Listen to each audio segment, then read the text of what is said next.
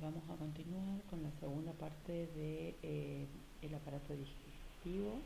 Vamos a terminar de describir la última porción del tubo gastrointestinal. El intestino delgado, una vez que salimos del estómago, comienza el intestino delgado. Eh, Entonces, podemos establecer que el intestino comienza en el esfínter pilórico del estómago. Se pliega dentro de la cavidad abdominal y se va a abrir hasta el intestino grueso. Entonces, nosotros vamos a definir acá características que me van a permitir identificar de todos esos metros de intestino que tenemos de alguna manera plegados dentro del abdomen, qué parte es intestino delgado y qué parte es intestino grueso. El intestino delgado mide unos 5 metros de largo en la persona viva, ¿sí? Tengan en cuenta que eso implica retracción muscular. En la persona fallecida esto se alarga. Es un órgano tubular que se va a extender entonces, como dijimos, desde el píloro hasta la válvula iliocecal, donde continúa con el intestino grueso, ¿sí? Desde el punto de vista macroscópico, el intestino delgado se divide en una primera parte que es más corta, que se llama duodeno, ¿sí? Que es de 25 a 30 centímetros. Duodeno significa 2 veces 12, esa era la terminología, con lo cual 12 más 12 es 24. O sea, acuérdense de eso y se van a acordar de cuánto mide. Este duodeno está localizado, recuerden, en el retroperitoneo, ¿sí? Salvo los 3 primeros centímetros. Y una parte larga, que es el intestino delgado mesentérico, ubicado en el mesenterio y que se fija a la pared posterior del abdomen. Cuando hablo de peritoneo y de retroperitoneo, recuerden que estoy hablando de toda la capa que envuelve a los órganos en el abdomen, ¿sí? ¿Se acuerdan que vimos en la clase pasada? Entonces, si yo a un órgano lo defino como en el retroperitoneo, quiere decir que está por detrás, ¿sí? El duodeno tiene esa particularidad, ¿sí? El resto está envuelto por mesenterio. En consecuencia, digamos, esta parte, la parte eh, más larga, sí está revestida por el peritoneo y tiene una gran movilidad, ¿sí? Que es todo el resto de intestino. A su vez se divide en yeyuno, ¿sí? Yeyuno tiene esa denominación porque yeyuno implica vacío, ¿sí? Es una porción del intestino delgado que generalmente permanece vacía. Eso en el caso de las autopsias, digamos que es donde se puede ver. Esta porción representa algo así como los 2/5 proximales, ¿sí? Y por último, la última porción que es el ilion, ¿sí? Que viene del griego eilios, que significa curvo, sinuoso, y representa 3/5 partes distales. Las transiciones entre estas 3 partes del intestino delgado es gradual y en rasgos generales mantiene las mismas características histológicas. Entonces nosotros vamos a hablar de características generales, vamos a describir ahora, ¿sí? Porque son muy poquitas las diferencias que me van a permitir a mí identificar qué es duodeno, qué es yeyuno y qué es ilio. El intestino delgado, en esta porción, digamos, ¿qué pasa con el quimo? ¿Se acuerdan el quimo lo que era? Que era el producto que salía después del procesamiento del estómago. Ese quimo va a ser degradado en compuestos que van a ser absorbidos a través del epitelio intestinal y transportados por los vasos sanguíneos y linfáticos, ojo acá, tengamos mucho en cuenta esto, que posee la membrana mucosa. ¿Estamos? Las clásicas 4 capas de la pared es lo que vamos a pasar a describir. Pero lo que yo quiero que ustedes graben en esta filmina es que en el estómago, yo les aclaré esto un poco también en las tareas que estuvieron haciendo, En el estómago, si bien hay liberación de pepsina o de pepsinógeno que se transforma en pepsina y empieza a haber un procesamiento de los productos, el quimo que sale de ahí recién en el intestino delgado y particularmente en el duodeno es donde se va a producir la máxima absorción de nutrientes, ¿sí? Y eso es lo que nosotros llamamos el proceso absortivo de la digestión, que era lo que describimos allá cuando comenzamos todo este tema, ¿sí?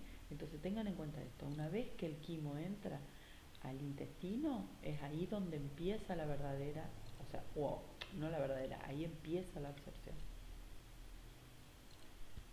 Como les decía recién, entonces el intestino delgado posee, digamos, las clásicas 4 capas de la pared, ¿sí? Como vemos acá, la mucosa con su epitelio cilíndrico simple, lámina propia y la muscular de la mucosa, la submucosa, ¿sí? Donde va a tener vasos sanguíneos y linfáticos y las glándulas, y también acá está inserto el plexo, ¿se acuerdan? El plexo de Meissner, que era el que estaba dentro, o plexo submucoso. Después teníamos la muscular, en este caso la muscular tiene músculo liso circular interno y longitudinal externo, o sea, 2 capas de músculo solamente, y en el medio el plexo nervioso de Auerbach, ¿sí? Que también ya lo habíamos denominado. Y por fuera teníamos la serosa, ¿sí? Que es el tejido conectivo laxo cubierto por epitelio escamoso simple. Entonces esas son las 4 capas clásicas que presentan una estructura regular a lo largo de todo el intestino delgado y están todas muy bien desarrolladas. Este es el aspecto interior, digamos, de la luz intestinal. En esta imagen ustedes lo pueden observar, donde vemos que básicamente la mucosa, ¿sí?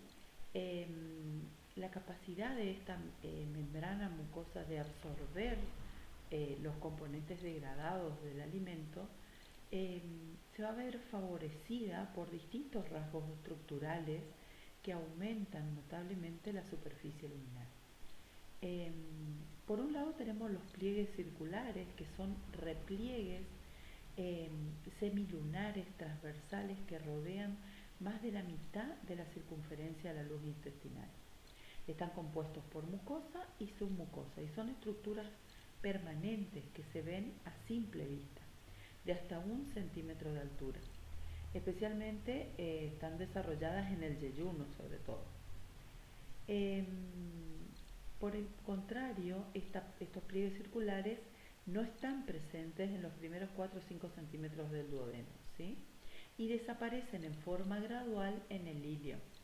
Entonces, esta es una característica que a nosotros nos permite histológicamente diferenciar las 3 porciones de intestino delgado. Los pliegues circulares aumentan la superficie de la membrana mucosa alrededor de unas 3 veces, para que ustedes se den una idea, pero se logra un incremento 10 veces mayor mediante evaginaciones digitiformes. Digitiforme, ¿qué quiere decir? Que tienen forma de dedo, ¿sí? De digital. Alrededor de 1 milímetro de longitud, y estas son las vellosidades intestinales. Entonces acá vamos a hacer referencia. Por un lado, esos surcos que ven ustedes, ¿sí? en la parte central de la luz, esos son los pliegues circulares, ¿sí? O sea, toda la mucosa está hundida y sale, se va plegando. Y eso hace que el total de superficie absortiva aumente, porque si está plegada, la superficie es mayor, ¿sí? Eso por un lado, esos son los pliegues circulares. Y por otro lado, a su vez, también tiene como esos dedos que ven ustedes que están hacia afuera, que es a su vez otro pliegue que tiene la mucosa, y esas son las vellosidades intestinales. Entonces diferenciemos, una cosa son los pliegues, que vemos muy bien acá, y otra cosa las vellosidades. ¿Estamos? Entonces son 2 maneras de aumentar, como dije recién, hasta 10 veces la superficie total de la mucosa, y esto nos permite que en un corto en una corta longitud yo tenga la máxima capacidad de absorción, ¿sí?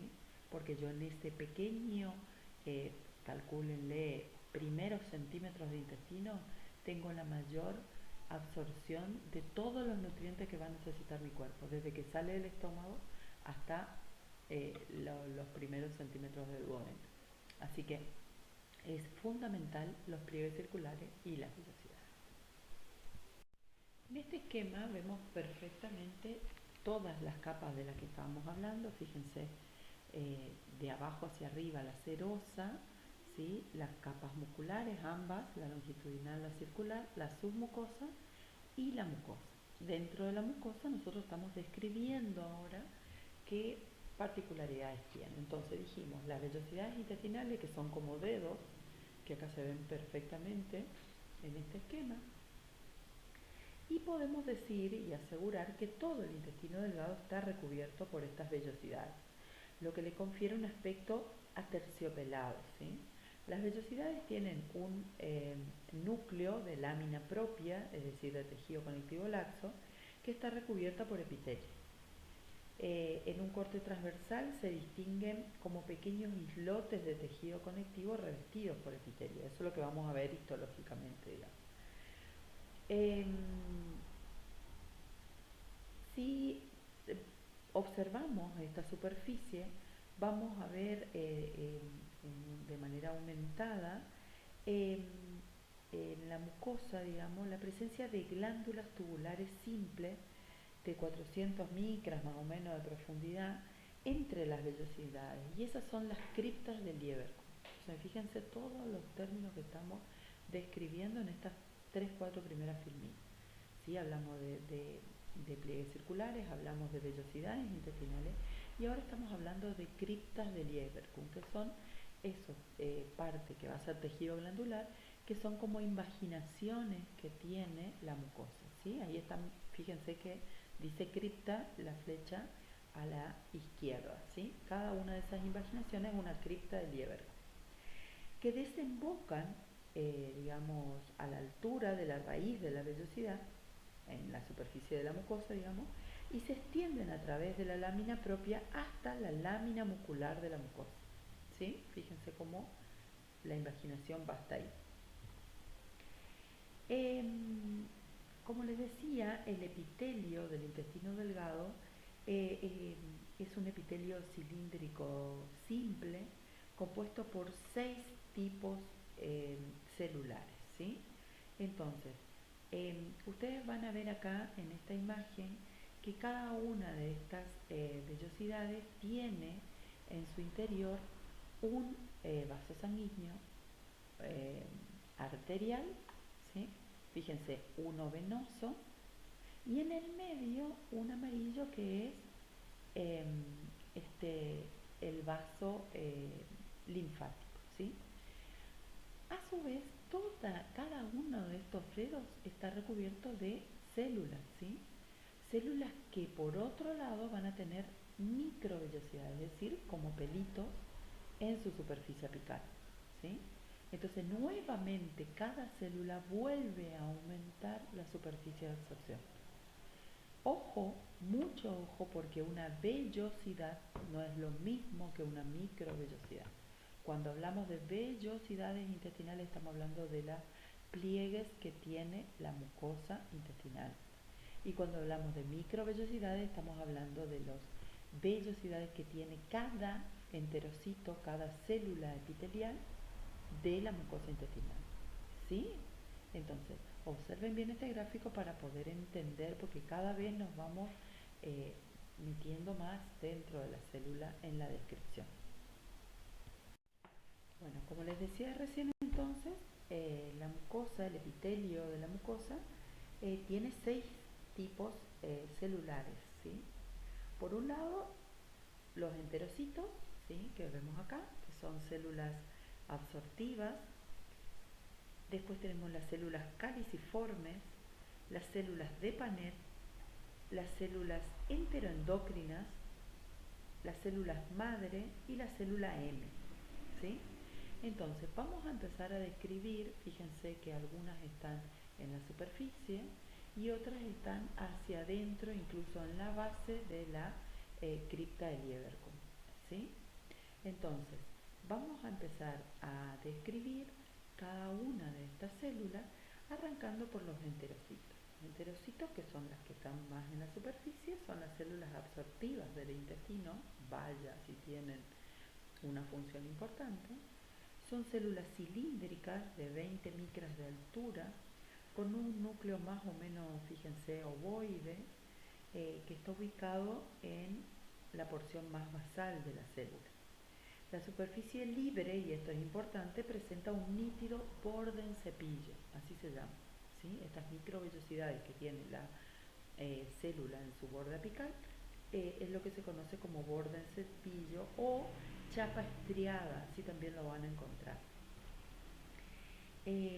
Con microscopía óptica se visualiza como un borde refringente de una micra de ancho más o menos.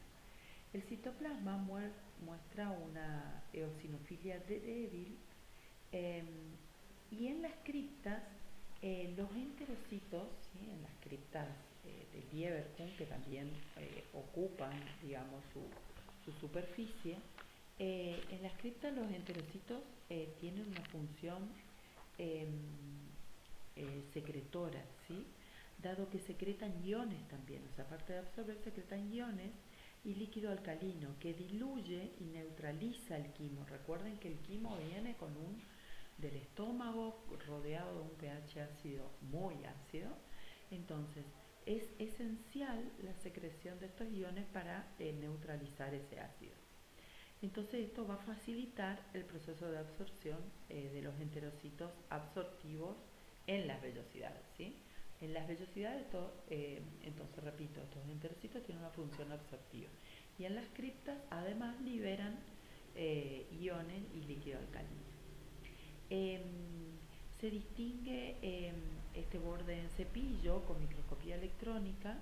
Se puede ver que está compuesto por las microvellosidades son paralelas, están muy juntitas unas al lado de otro, y esto va a hacer que aumente la superficie total, digamos, apical de la célula alrededor de 20 veces, o sea, 10 veces ya habíamos aumentado la superficie total de la mucosa, y ahora a su vez cada célula aumenta 20 veces su superficie de absorción, o sea que imagínense el poder absortivo en cuanto a superficie que hay.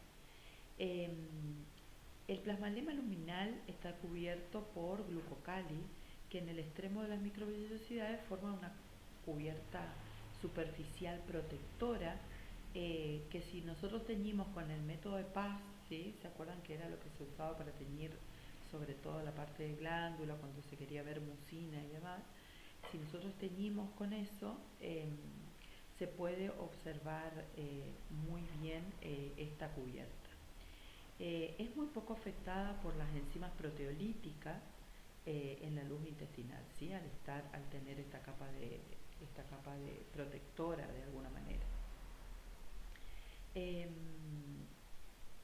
Entonces, en principio, eso es lo que ustedes deben conocer de esta célula.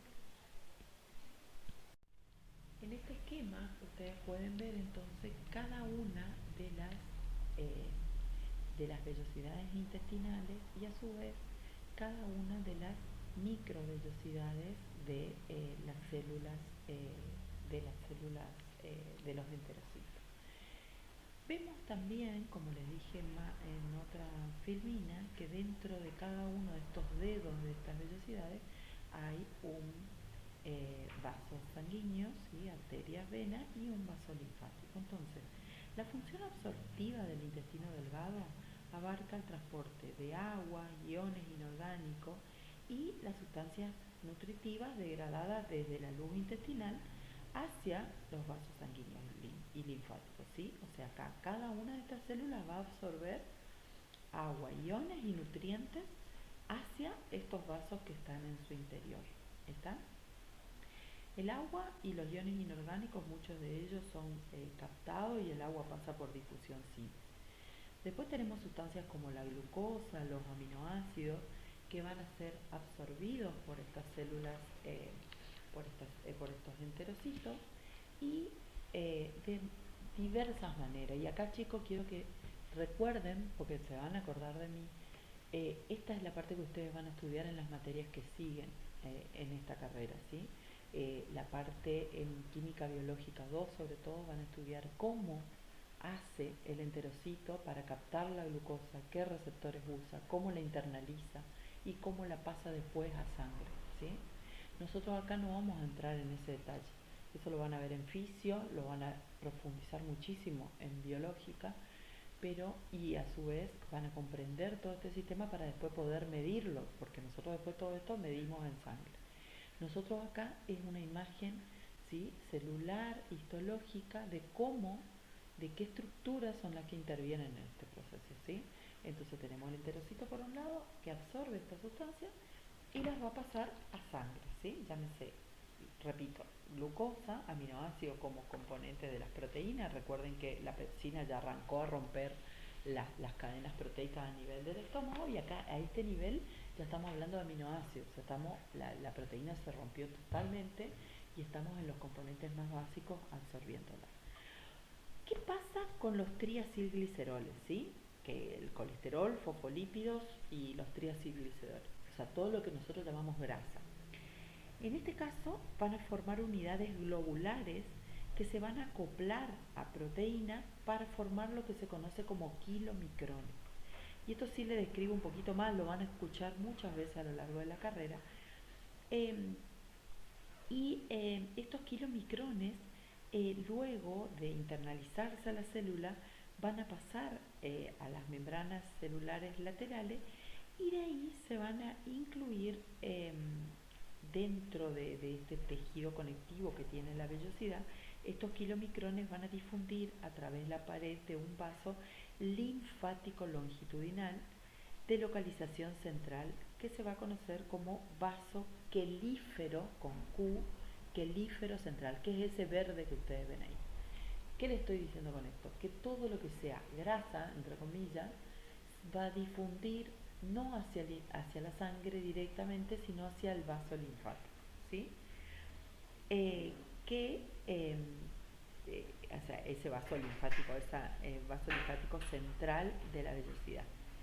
Desde allí los kilomicrones son transportados por el sistema vascular linfático hacia el conducto torácico y hacia la sangre venosa. Eso lo van a ver ahora cuando vean sistema linfático en la próxima clase, que lo va a dictar la doctora Echeverría. Ella le va a comentar cómo es digamos, el mecanismo de circulación linfática. Pero lo que sí ustedes tienen que saber acá es que todo lo que se absorbe a nivel intestinal referido a grasa, repito, kilomicrones, colesterol, fosfolípidos, van a ingresar a los vasos linfáticos primero, ¿sí? Y después van a ver cómo ese vaso linfático en un punto del organismo se va a conectar con la sangre y va a volcar su contenido a la sangre definitivamente, porque si no ustedes me pueden preguntar cómo hacemos nosotros para medir triglicéridos en sangre si en realidad el triglicérido está circulando por el vaso linfático. Nosotros no sacamos linfa para medir en el laboratorio, ¿sí? Pero hay un punto en el organismo donde estas circulaciones se unen. Eso lo vamos a terminar de entender después. Bueno, entendido esto hasta acá, entonces lo que se ve, por ejemplo, después de una ingesta de grasa o de comida con abundante grasa, la linfa del intestino adquiere un aspecto lechoso debido al contenido de lípidos, ¿sí? Esta linfa intestinal se denomina entonces quilo, ¿sí? Por eso el vaso se llama vaso quelífero. Entonces las vías linfáticas tienen esta denominación, vaso quelífero.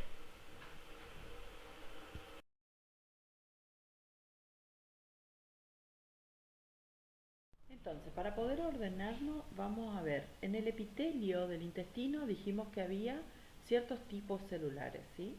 Por un lado teníamos el epitelio de revestimiento, que es el que reviste cada una de las vellosidades intestinales, donde vamos a tener los enterocitos, que ya los describimos recién, las células caliciformes, que las vamos a describir ahora, y las células M posteriormente. Y dentro de la glándula, que básicamente son esas glándulas o criptas de Lieberkühn, ¿sí? Que eran las invaginaciones, recuerdan que tenía la mucosa.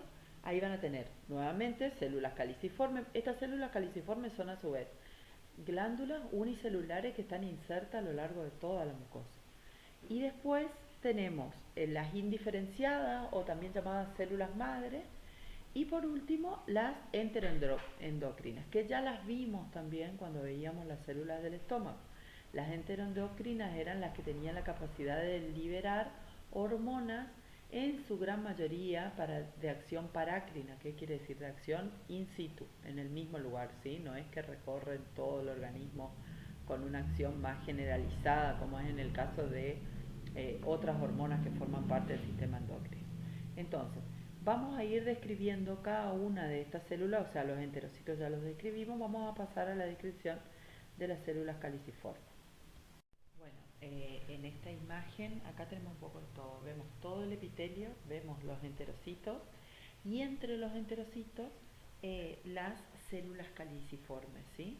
Que se encuentran insertas entre estas células absortivas y la mucina podemos ver teñida con reacción de Paz junto con la mucina secretada por las glándulas de Brunner que vamos a ver ahora más adelante. Forma una capa que se adhiere a la membrana mucosa y la protege. Además, la mucina tiene un efecto lubricante que facilita el pasaje del contenido intestinal, en especial cuando disminuye la cantidad de agua en el extremo distal del intestino, ¿sí? Eh, entonces, puede verse acá esta célula eh, glandular, digamos, que se encuentra, fíjense qué hermoso como se ve en la secreción de mucina. Esta está, ¿sí?, de manera aislada entre las células absortivas, ¿sí? Eso es lo que ustedes deben fijar.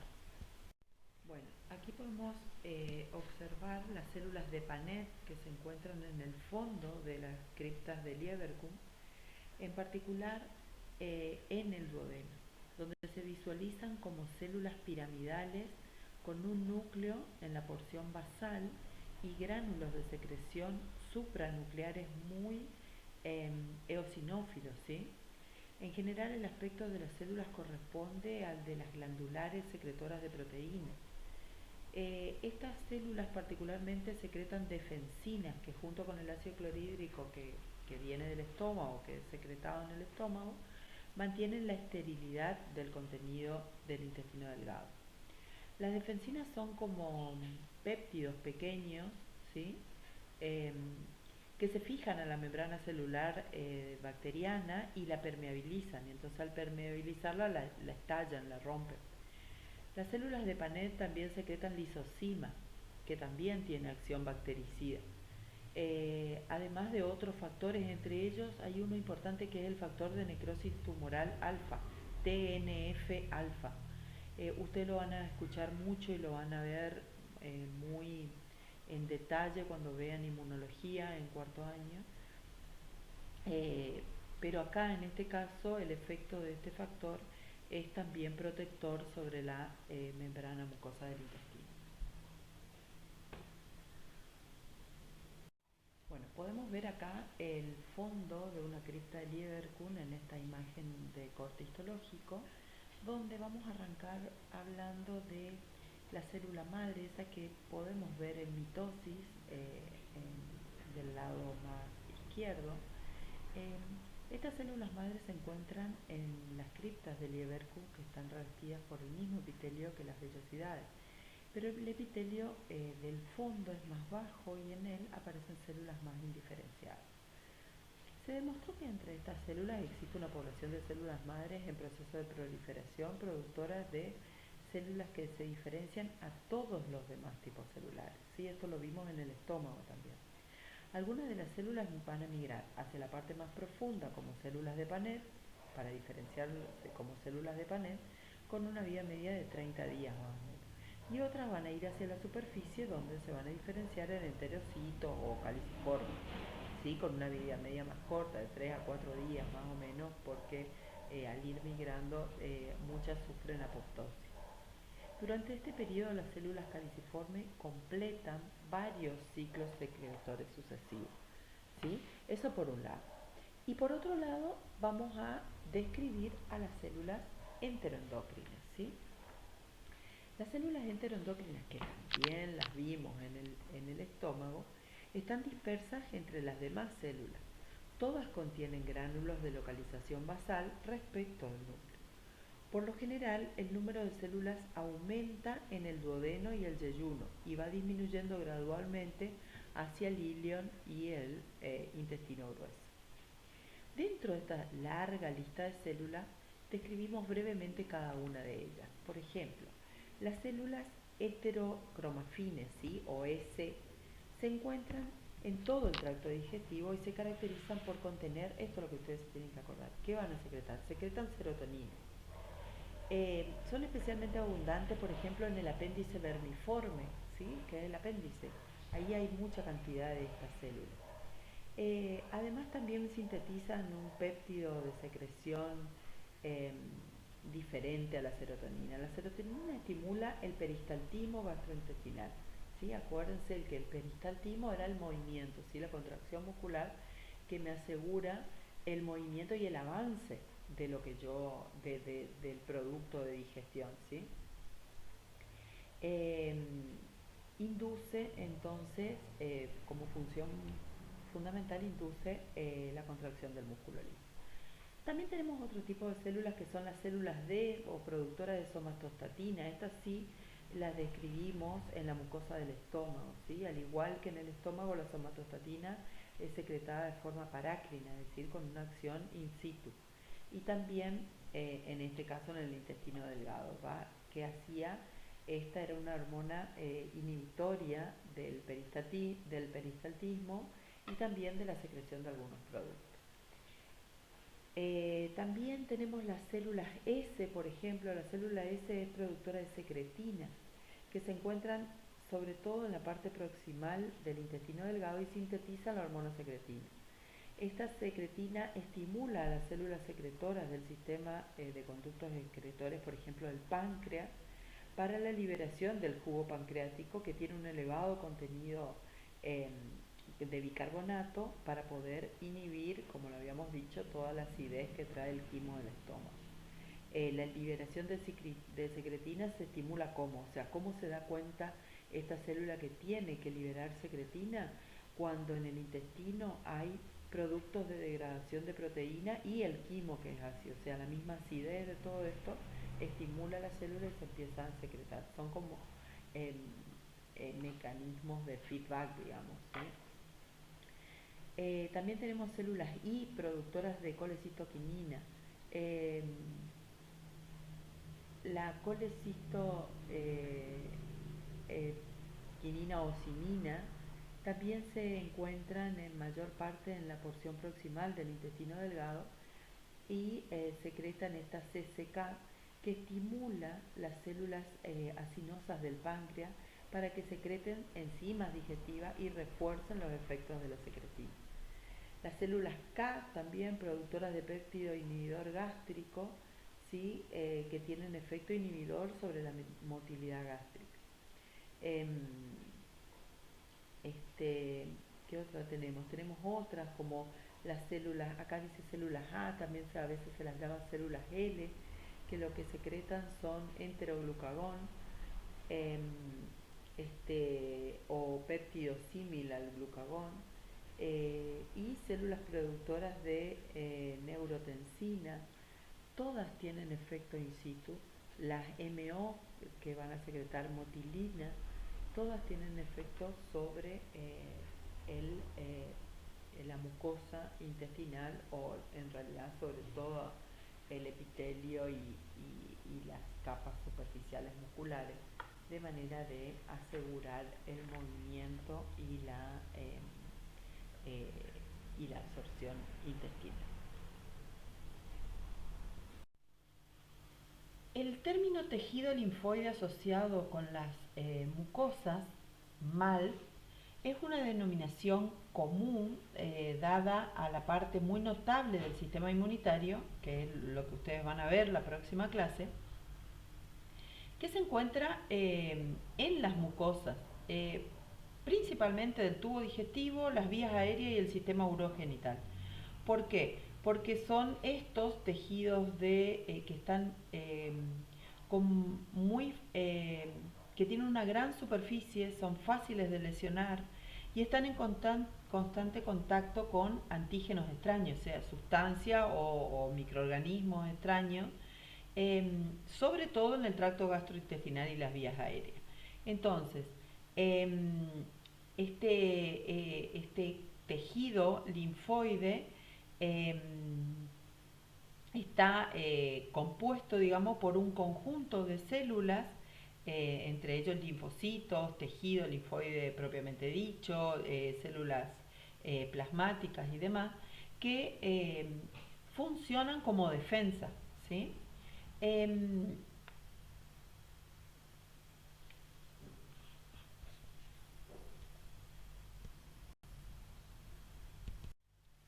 Entonces, lo que podemos decir que por su estructura, este MALT presenta notables variaciones que van desde linfocitos aislados, ubicados entre las células de los epitelios, pasando por cúmulos difusos y foliculares en la lámina propia de las mucosas, hasta estructuras más organizadas, como son las amígdalas. ¿Se acuerda que habíamos hablado de las amígdalas palatinas?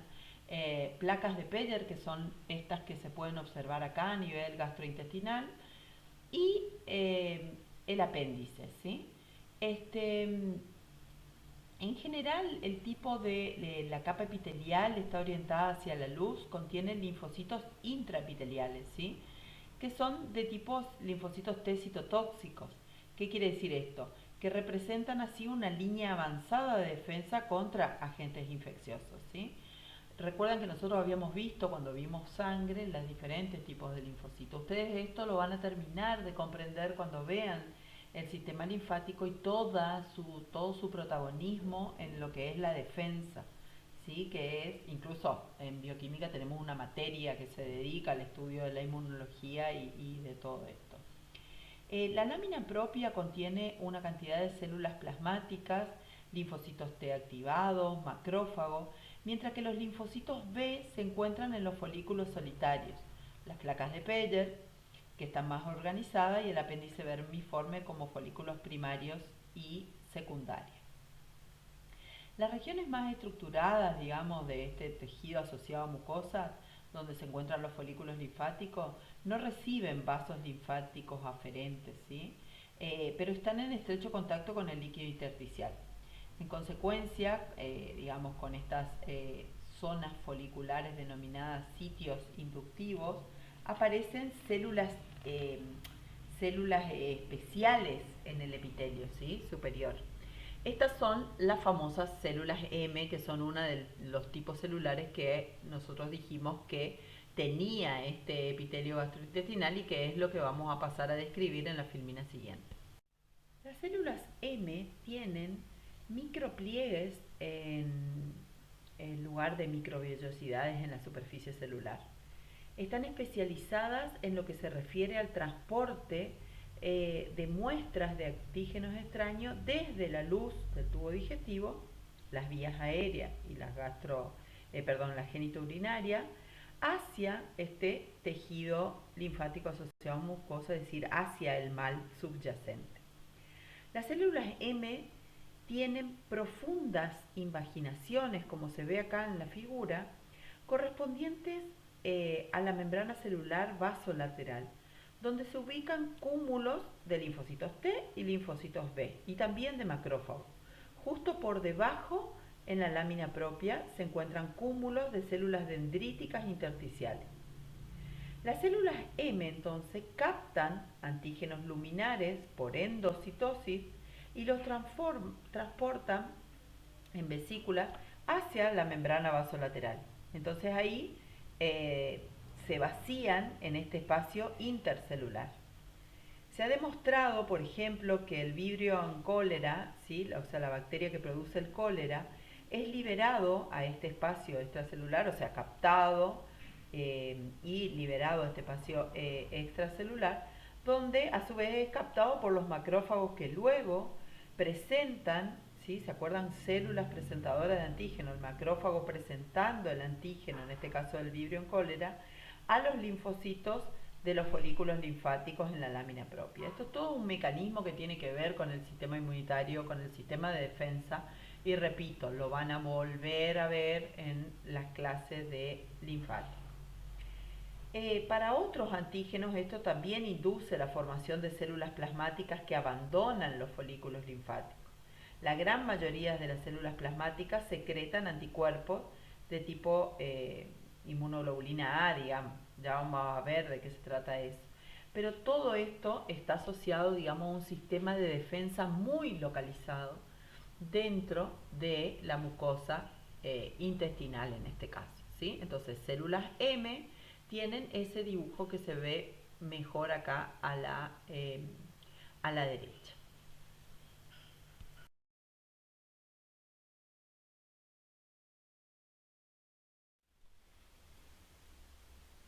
La submucosa se compone de tejido conectivo bastante laxo y contiene los vasos sanguíneos y linfáticos con un mayor tamaño. También hay células ganglionares que tienen que ver o están asociadas al plexo submucoso de Meissner, como hablábamos hoy. Y esta capa submucosa solo va a contener glándulas en el duodeno. Las glándulas de Brunner comienzan en el píloro y están más desarrolladas en el primer tercio del duodeno, donde forman una capa glandular coherente, digamos. En la parte más distal ya hay islotes de tejido glandular en el tejido conectivo submucoso de los pliegues circulares. Sin embargo, este tejido glandular no siempre se limita a la submucosa, dado que a menudo la muscular de la mucosa está dividida por islotes de tejido glandular que se extienden en la lámina propia. Eh, las glándulas, en este caso, tienen adenómeros tubulares compuestos por células mucosas típicas con los núcleos aplanados basales, ¿recuerdan? Eh, como las pilóricas del estómago.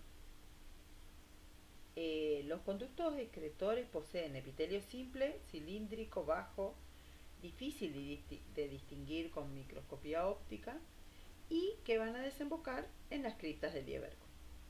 La secreción de las glándulas de Brunner es espesa, mucosa y el pH es alcalino. ¿Se acuerdan que yo les había dicho que la secreción que provenía de estas glándulas más de las células caliciformes que se encontraban en el epitelio de la mucosa, todo eso conformaba después esa capa mucosa alcalina que protegía la mucosa.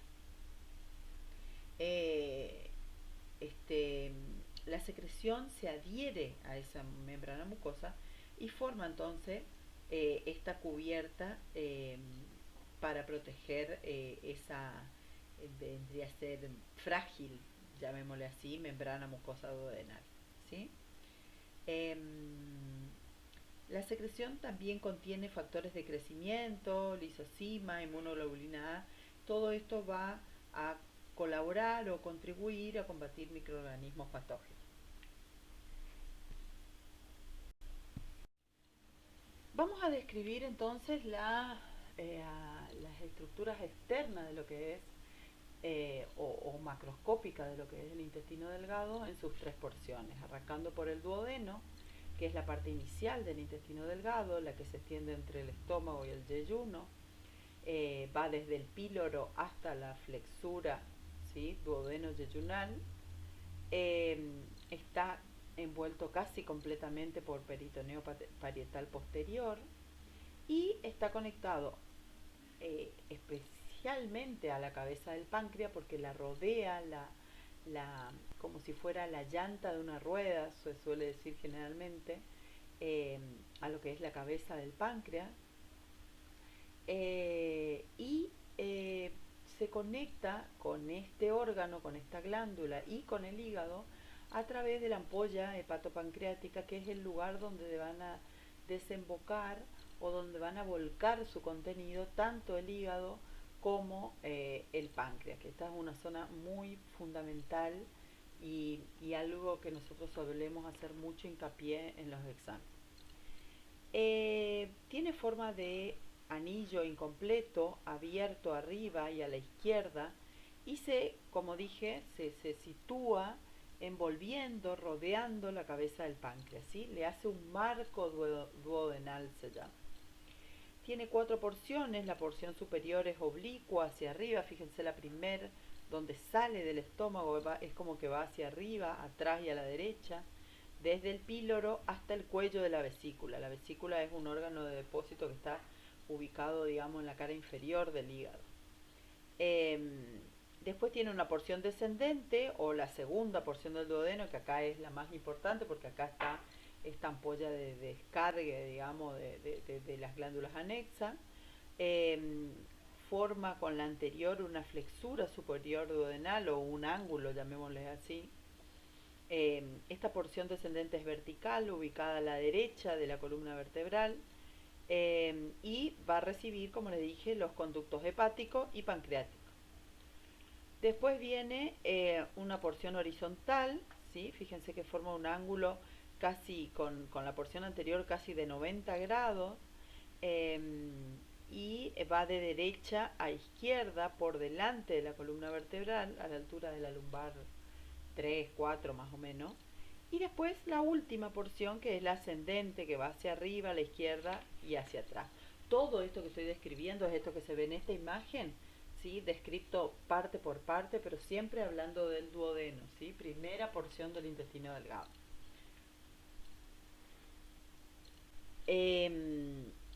El comienzo del duodeno, al igual que el píloro, se encuentra el peritonizado, digamos, entre dos hojas. Esta porción es móvil hasta su cruce con la arteria gastroduodenal. Aquí el páncreas recibe al duodeno y se adhiere a él.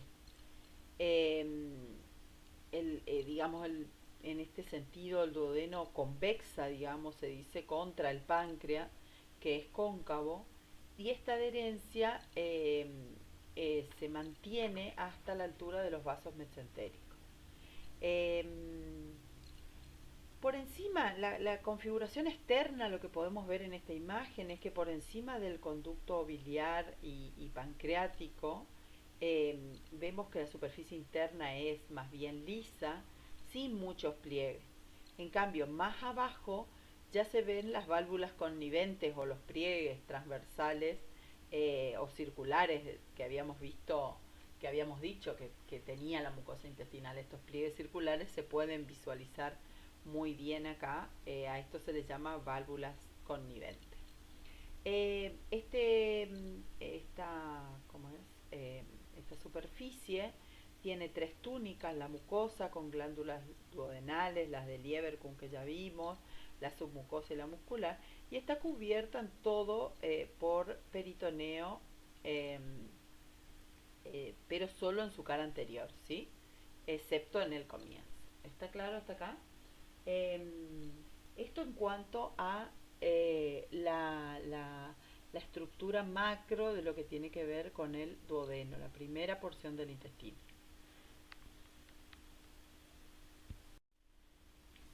En esta imagen podemos ver cómo se levanta el estómago. Si fíjense que eso que está en marrón hacia arriba es el estómago, pero que está levantado.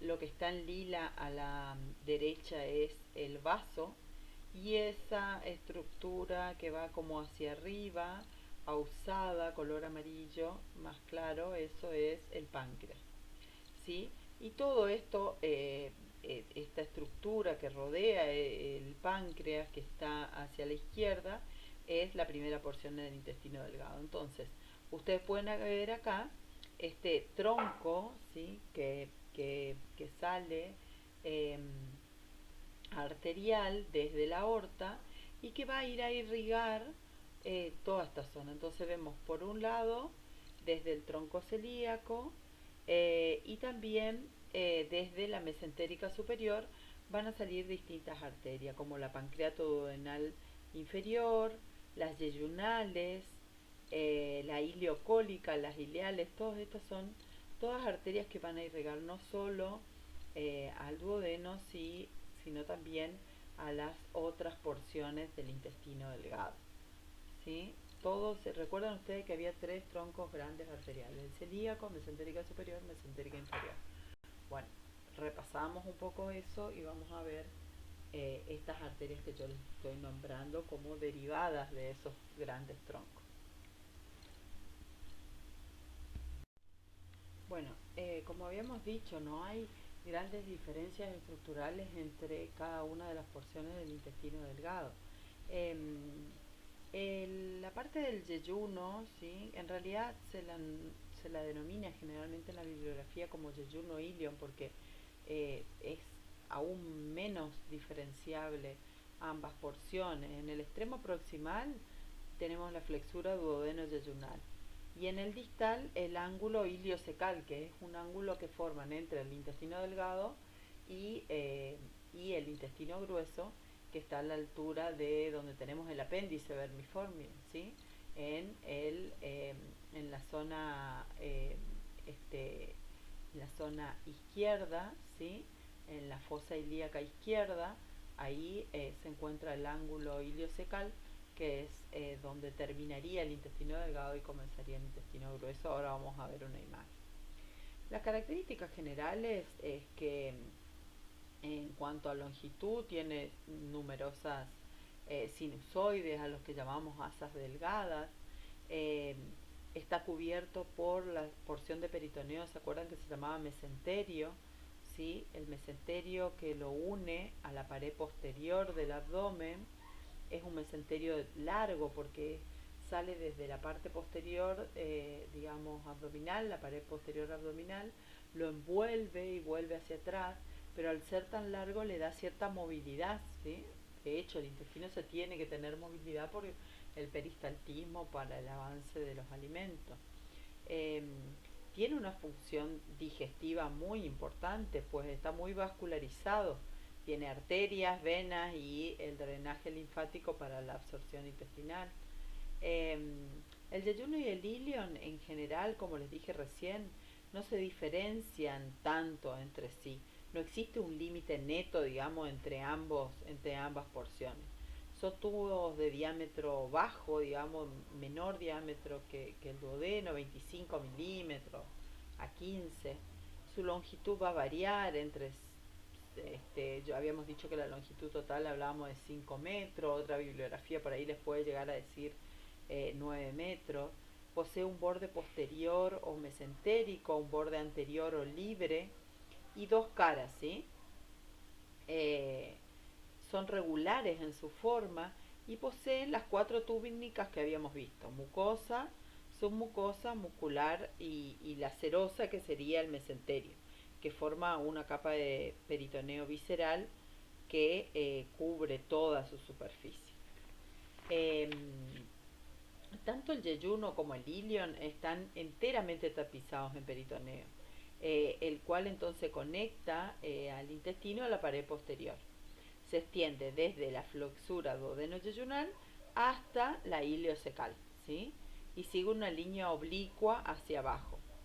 Eh, Todos estos,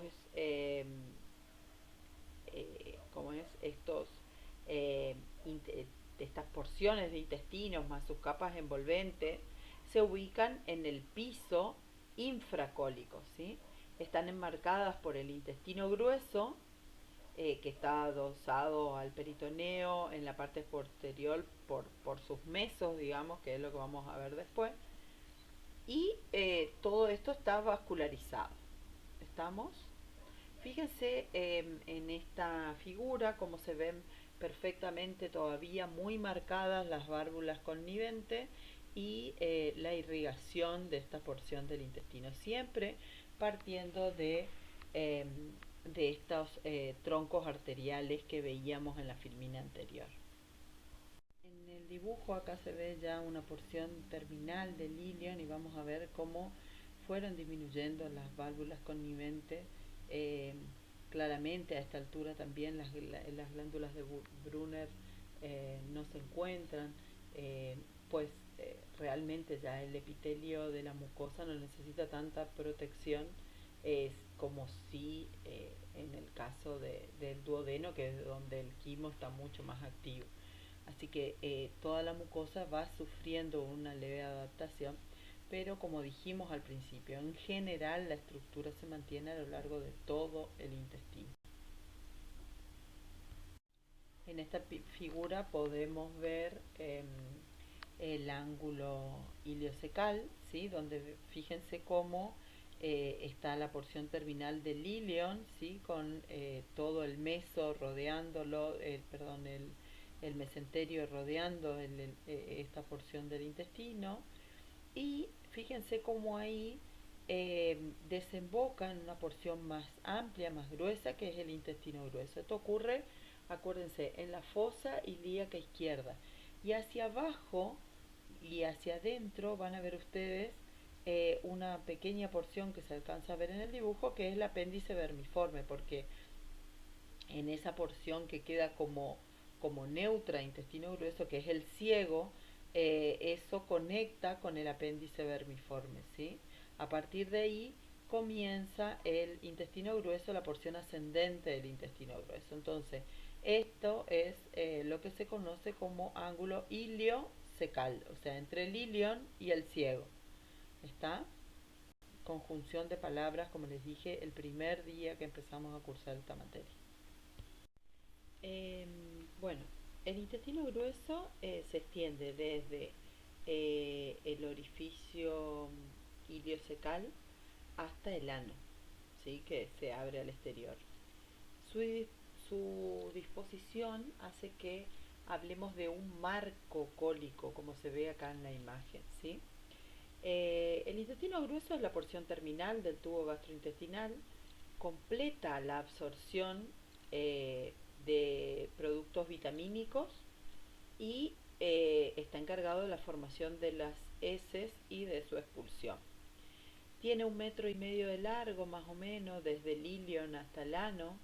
Está fijado a la pared posterior por el mesocolon, ¿sí? Que es la porción del peritoneo, eh, que es una capa doble de peritoneo, como todo, ¿sí? La parietal adherida a la pared y la visceral adherida eh, a las vísceras, a la víscera propiamente dicha. A nivel del recto presenta una dilatación, que es la ampolla rectal, que ahora ya vamos a hablar. Su diámetro va disminuyendo gradualmente. Eh, Tiene 4 regiones, ¿sí? El ciego, que está situado por debajo del orificio iliocecal, como les decía recién, o sea, la desembocadura del ilion, debajo se produce como una bolsita eh, que está unida al apéndice vermiforme, y eso es el ciego. Después tenemos el colon con sus distintas porciones, el recto y el canal anal.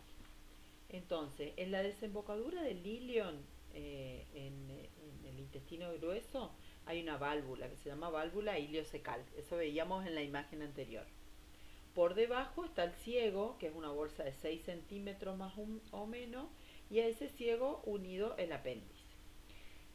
Después, como podemos ver en esta imagen, tenemos el colon. El colon tiene 4 porciones: la porción ascendente, la porción transversa, ¿sí? Que atraviesa todo el abdomen de derecha a izquierda, la porción descendente y la porción sigmoide, ¿sí? Son 4 porciones. Cada una de ellas está, digamos, dividida mediante un ángulo. Entonces, en la parte superior derecha tenemos la flexura cólica derecha o ángulo superior derecho. Después la flexura cólica izquierda al otro lado, o ángulo esplénico también se llama, porque está a la altura del vaso, ¿sí? Y todo lo que sea referido al vaso es esplénico. Bueno, la porción descendente del colon con la unión a la parte sigmoidea. Sigmoidea quiere decir, se lo toma así porque forma una S, ¿sí? A la altura de la tercera vértebra sacra, más o menos. Después tenemos el recto y el canal anal, ¿sí? Toda esta última porción está antes del sacro y del coxis, bien pegado, ¿sí? ¿Se acuerdan el sacro y el coxis cuando vimos los huesos? ¿Está? El ciego, como es el colon transverso y el colon sigmoideo, están unidos mediante los mesos y son más libres, ¿sí? Tienen una envoltura peritoneal completa y tienen cierta libertad. En cambio, la porción ascendente y descendente son retroperitoneales y están más fijadas a la pared posterior. Son más adheridas, más adosadas. El colon ascendente se dirige hacia la cara visceral del hígado y se continúa con la flexura cólica derecha, ¿sí? O sea, va de arriba, de abajo hacia arriba, ¿sí? Y la flexura cólica derecha tiene un contacto íntimo con el hígado, que es la gran glándula que vamos a ver la clase que viene. Después tenemos el colon transverso que llega a la parte superior izquierda del abdomen, ¿sí? La flexura esplénica, como les dije recién, el descendente que es vertical hasta la cresta ilíaca. ¿Se acuerdan ustedes de la cresta ilíaca, que era la porción que si nos acostamos es lo que sentimos de la parte del ilion del hueso coxal? Eh, y el sigmoideo, que es la parte terminal del colon y se encuentra, como les decía, por delante del hueso sacro. El recto va desde el colon sigmoideo hasta la flexura perineal por delante del coxis y el canal anal, la última porción del intestino grueso que comienza con las columnas anales a nivel de la unión ano-rectal y luego de un trayecto de 3-4 centímetros más o menos termina en el ano, que es la porción terminal, ¿sí?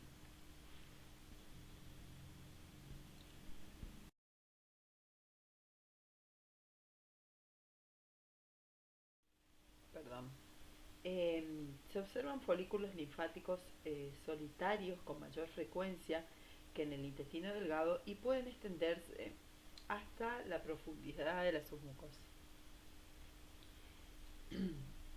La lámina muscular de la mucosa se compone de una capa circular interna y longitudinal externa. Eso igual no varía. Acuérdense, el estómago es el único que tiene tres capas. La submucosa se compone de tejido conectivo laxo, que puede contener cantidades considerables de tejido adiposo. En esta capa se distinguen, acuérdense, el plexo submucoso y los vasos sanguíneos. Y en la capa muscular externa presenta características diferentes de las del intestino delgado. La capa circular interna es completa, mientras que la externa forma tres bandas longitudinales planas, que son las teñas del colon, ¿sí? La capa muscular longitudinal entre las teñas es muy fina y puede faltar por completo. En el recto, estas teñas se expanden y la capa muscular longitudinal adquiere un espesor uniforme alrededor de la luz. En este caso, el plexo mientérico de Auerbach se localiza por fuera de la capa muscular circular interna. ¿Sí? Fíjense entonces, en este caso es importante la formación de teñas, ¿sí? Que son como líneas, da la idea como si fuera un surcido que se le hace a la tela, así, imagínense eso, y después tironeamos el hilo y eso se achicharra, digamos, se aguzana. Bueno, eso, las teñas son como líneas musculares que digamos, atraviesan transversalmente todo el intestino grueso y después eso es como que tensa la pared y se van a formar unas pequeñas como bolsas a las cuales vamos a llamar austras.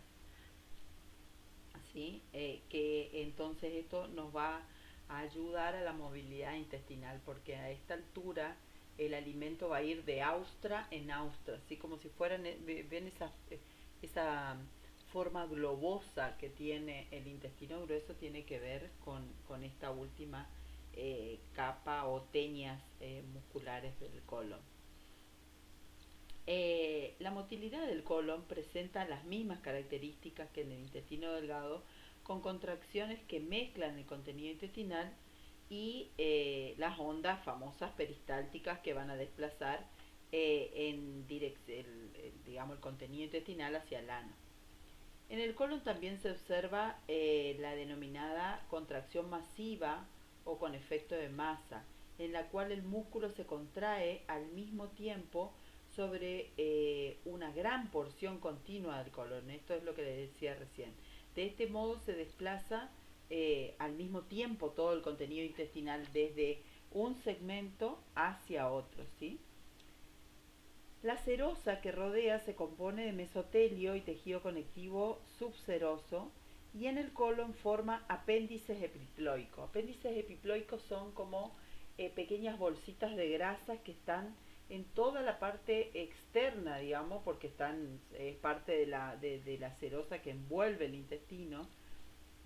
Y eso también se lo puede ver porque son macroscópicos, ¿sí? Son pequeños pliegues peritoneales repletos de tejido adiposo unilocular sobre la superficie externa del intestino.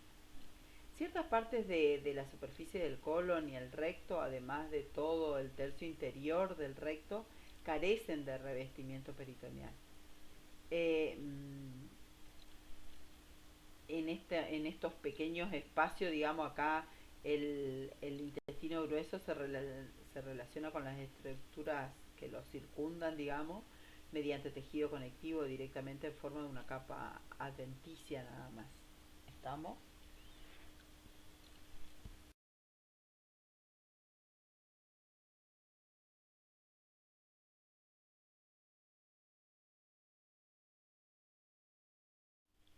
Bueno, el canal anal eh, es la porción final del tracto digestivo que forma una zona de transición hasta la abertura anal o ano, donde la mucosa se continúa con la piel.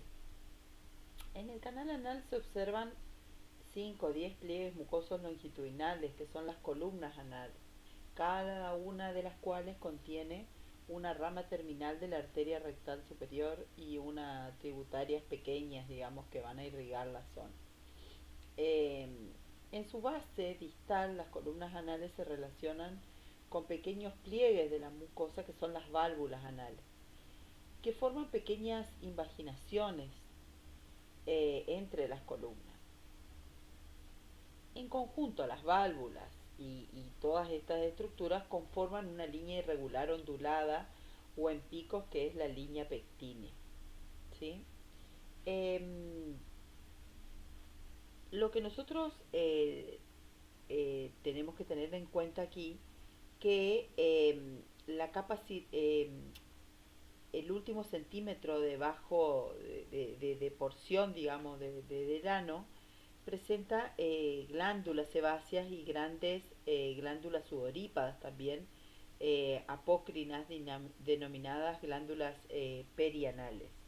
Em, la capa circular interna de músculo de tejido muscular liso sufre un engrosamiento gradual a través de toda la longitud del canal anal y conforma el músculo interno de cierre involuntario o músculo esfínter interno del ano.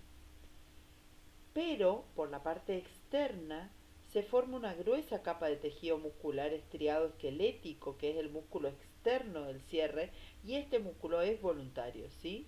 O músculo esfínter externo del ano.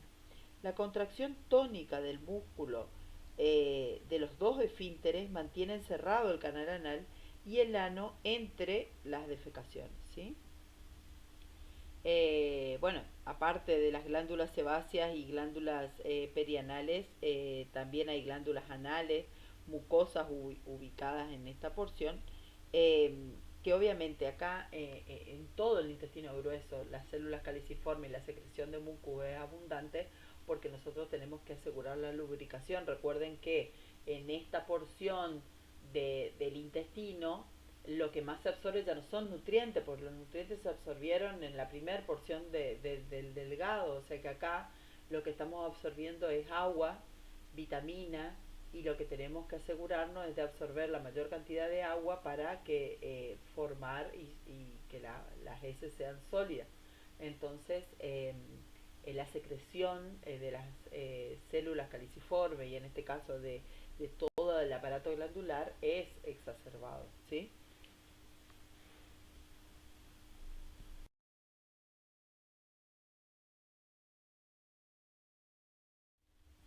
Con respecto a la irrigación, acá se puede ver bien cómo el tronco arterial de la mesentérica superior me va a irrigar a mí, aparte de las partes del intestino delgado, me va a irrigar toda la porción del colon sigmoideo ascendente y la mitad del transverso. Eso ustedes lo ven acá en el dibujo superior izquierdo, donde ven todas las ramas arteriales que irrigan esta zona que yo le digo, ¿sí?